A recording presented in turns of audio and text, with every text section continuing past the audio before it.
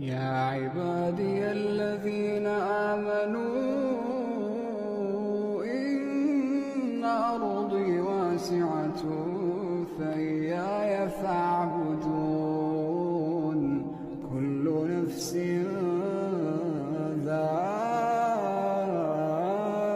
ذائقة الموت كل نفس ذائقة الموت ثم إلينا ترجعون والذين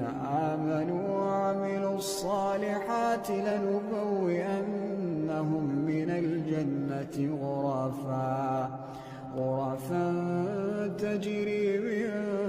تحتها الأنهار خالدين فيها نعم أجر العاملين.